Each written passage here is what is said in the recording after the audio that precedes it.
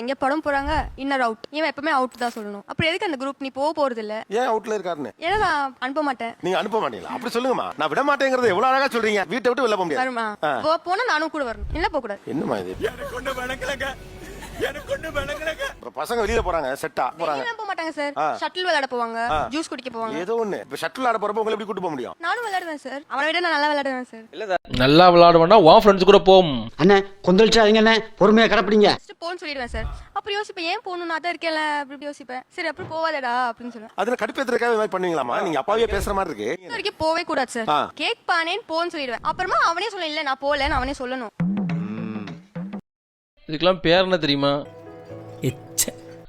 எனக்கு எரிச்சலாக வருது கைஸ். இந்த வீடியோ நான் போடலாம் தெரில. பட் ஒரு சில விஷயத்தை பேச முடியல. இப்படி தான் பேசி அவனை இந்த மாதிரி விஷயத்துலாம். நீங்கள் பாசமாக இருங்க, அவங்க கூட இருக்குன்னு நினைங்க. பட் அவங்களுக்கு கொஞ்சம் ஃப்ரீடம் கொடுங்க. நானும் உங்களையே ஒட்டிக்கிட்டே வருவேன், நானும் உங்களையே நக்கிக்கிட்டே வருவேன். நான் இருக்க பாசமும் நக்கிட்டு போயிடும். அதே அவங்களுக்கு புரிய மாட்டேங்குன்னு எனக்கு தெரியவே இல்லை. அவன் புருஷன் கிறுக்குனால கிடக்கான்.